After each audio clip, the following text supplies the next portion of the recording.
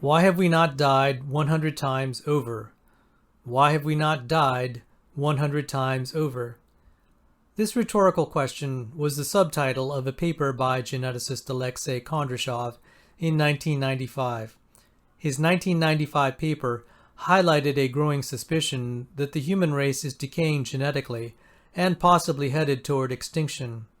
Then, in 2017, Kondrashov followed up his 1995 research paper with an entire book entitled The Crumbling Genome.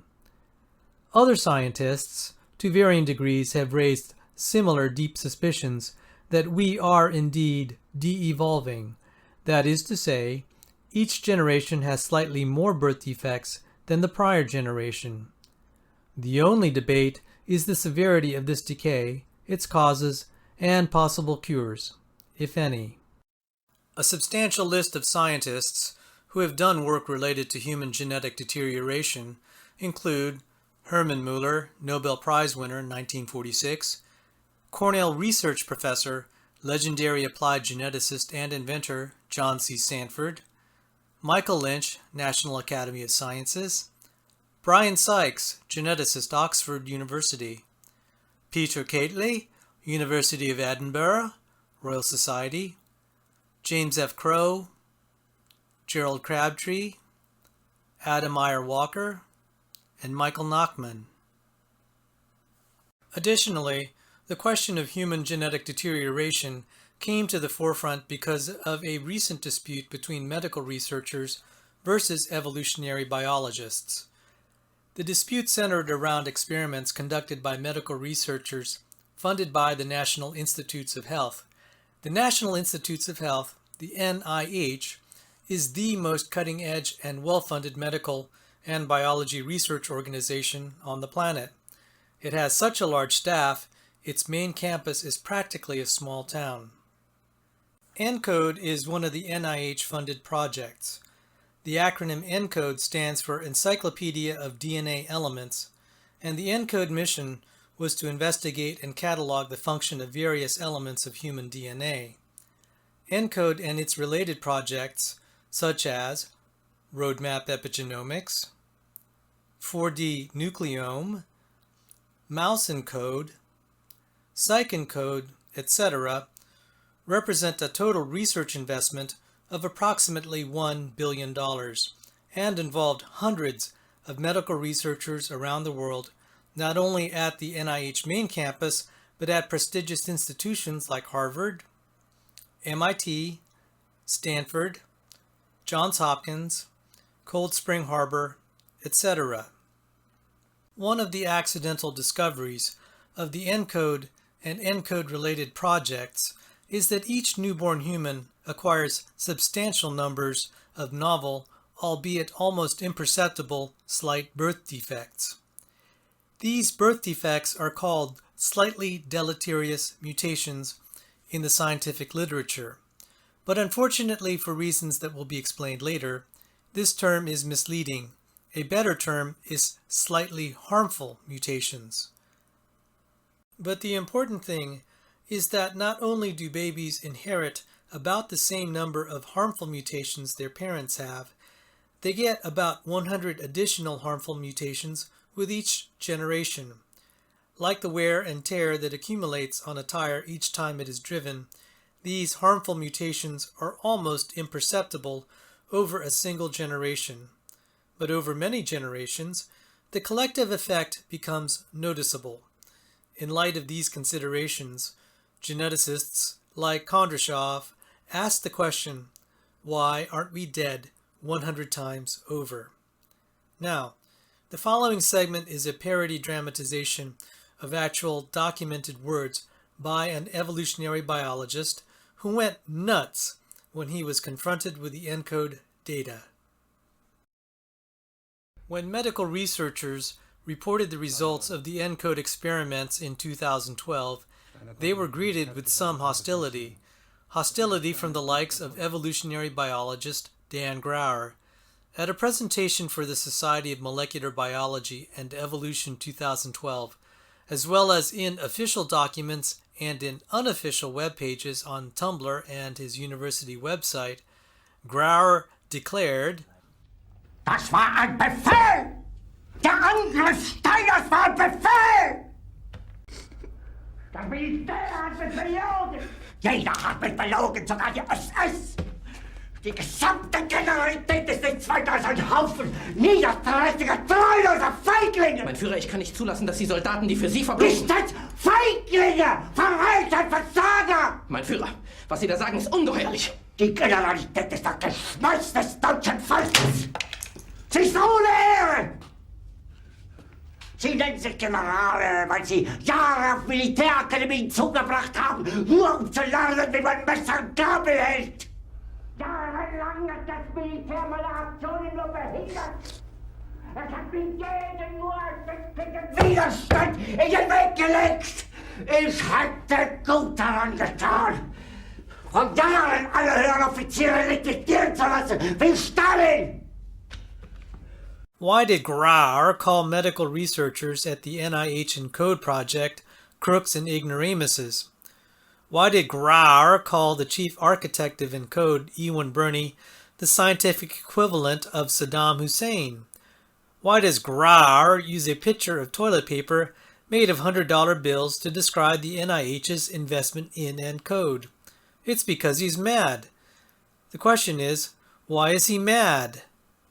Why you have to be mad? Grauer is mad because he's an evolutionary biologist, and it was Grauer himself who growled, if ENCODE is right, evolution is wrong. Das war ein Befehl! Der Angriff Steiners war ein Befehl! But to Dan Grauer's credit, on his official university website, he shows a cute picture of his granddaughter, albeit he puts the caption, quote, "My granddaughter, Lilla Cachette Grauer, gives ENCODE the finger," end quote. But all ENCODE did was generate data. It's only data. So why does Grauer have to be so mad? It's only a game.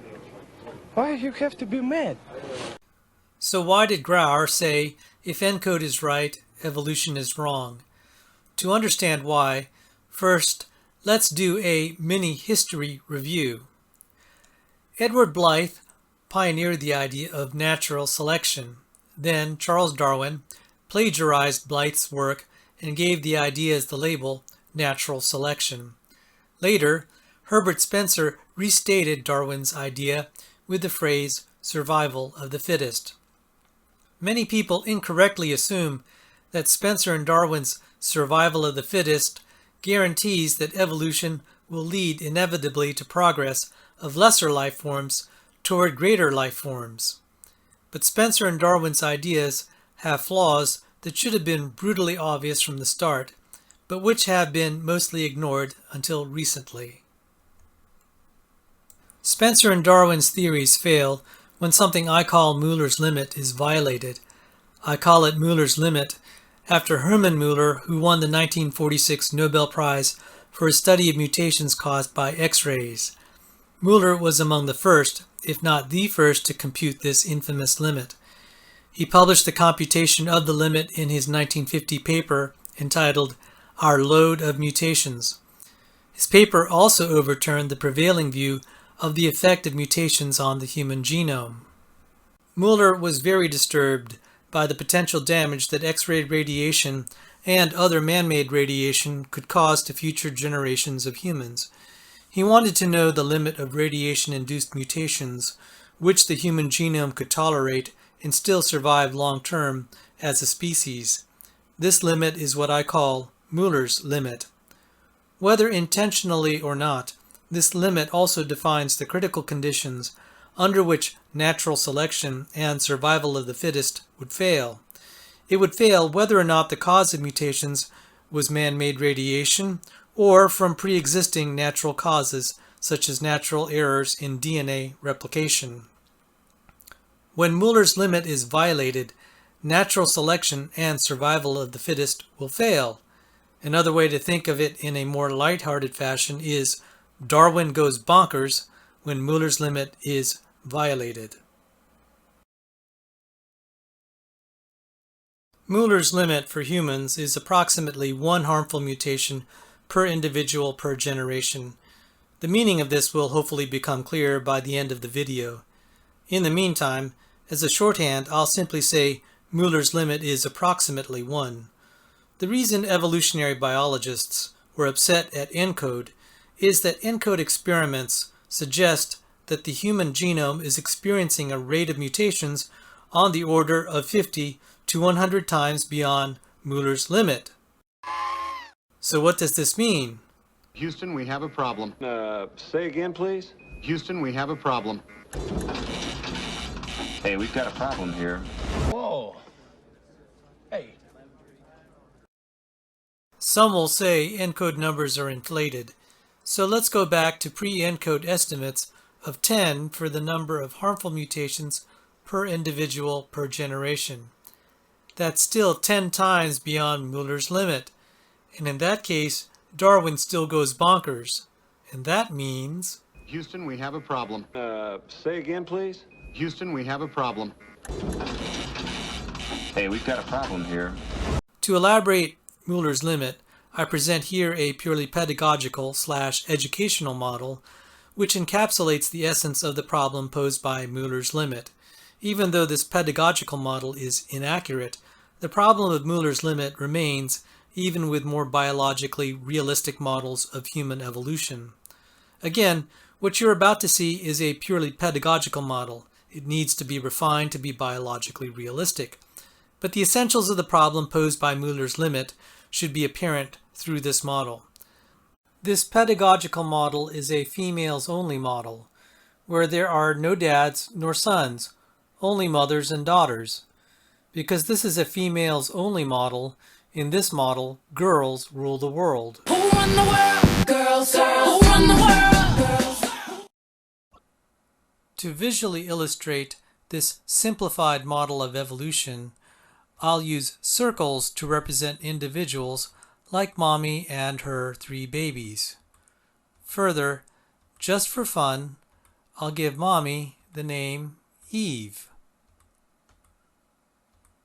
I'll also put red numbers in each of the circles to represent the number of harmful mutations in each individual, with Mommy Eve having 0 harmful mutations to start off with. However, each of Eve's babies has 1 more harmful mutation which Mommy Eve did not have. The reason children were given 1 more mutation than Mommy Eve is that this models Müller's limit for humans.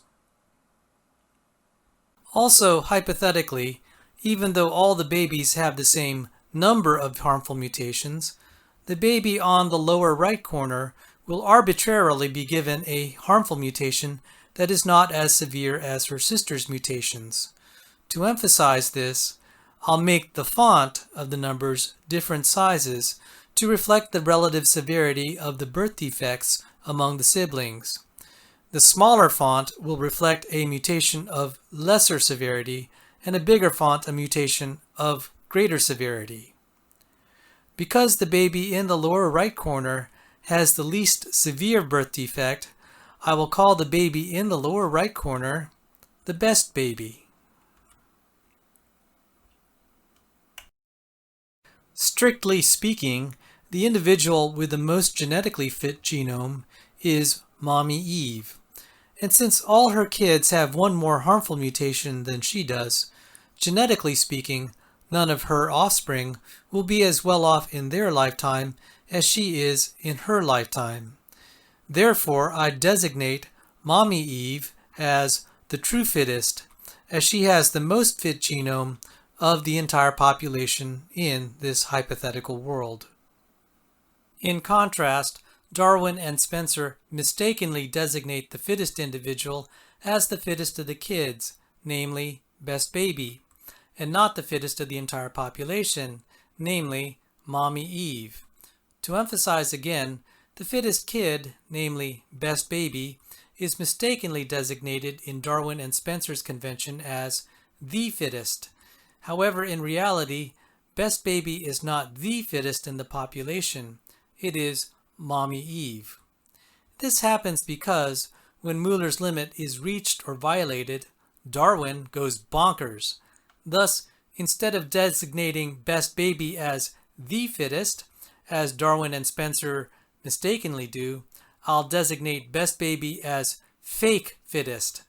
Of course, that's no fault of this poor hypothetical mutant baby that she's called a fake. The blame for that rests on Darwin and Spencer. The important point, however, is that the true fittest is Mommy Eve. In effect, Darwin and Spencer have gotten away by saying one thing, but actually meaning another. Saying one thing, but actually meaning another is a logical fallacy and/or rhetorical trick known as equivocation. When Müller's limit is reached or violated, Darwin and Spencer's idea becomes survival of the fake fittest, not survival of the fittest. In light of this, it's high time to beat the fake out of Darwinism.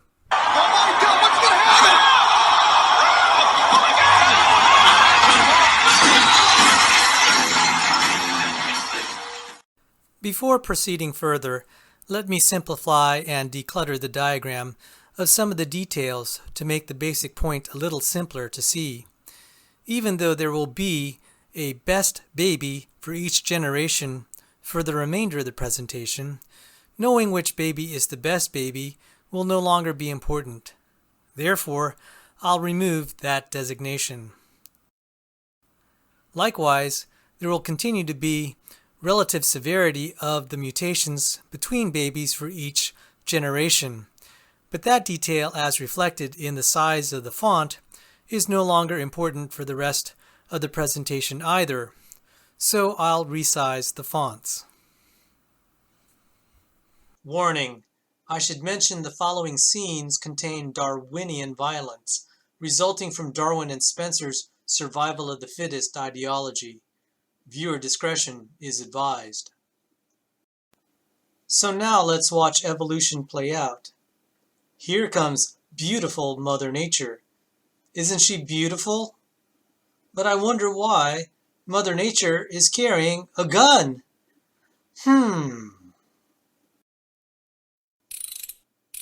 Look, Mother Nature just made a little move toward one of the babies with her gun. What's she going to do to the baby? Oh no! Mother Nature just said, "Hasta la vista, baby!" Hasta la vista, baby. Hasta la vista, baby. Oh! Mother Nature just whacked the unfit baby in the middle.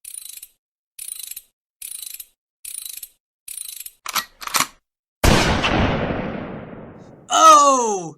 Mother Nature just whacked Eve of old age.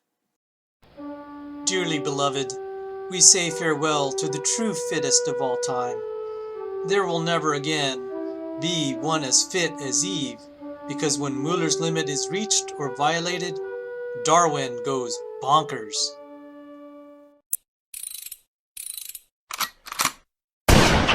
Oh! Mother Nature just whacked the other unfit baby on the left. Mother Nature may be beautiful, but she's one mean mother. But look, there's one sole survivor here. It's none other than fake fittest baby. Let us give the surviving fake fittest baby a name. Let us call her Jane. Let's watch Jane grow up. Baby Jane becomes toddler Jane, then child Jane, then teen Jane, then adult Jane, then eventually Mommy Jane. Nevertheless, throughout the process, she retains the one harmful mutation she was born with, and her offspring will inherit this harmful mutation. Now remember, Jane was the fake fittest in the prior generation, but in this present generation, now that everyone else from prior generations is gone except for her, she now becomes the true fittest for the present time. However, she is not the true fittest for all time, since the true fittest for all time was Mommy Eve. But to reduce visual clutter, I'll refer to Mommy Jane as simply true fittest, bearing in mind the label only refers to the present time, not all time. And so, like the prior generation, the process will repeat, whereby Mommy Jane's children will get one additional harmful mutation which Mommy Jane did not have, because we are modeling what happens when Mueller's limit is reached or violated. Let's fast forward through one more iteration again in detail. Hasta la vista, baby.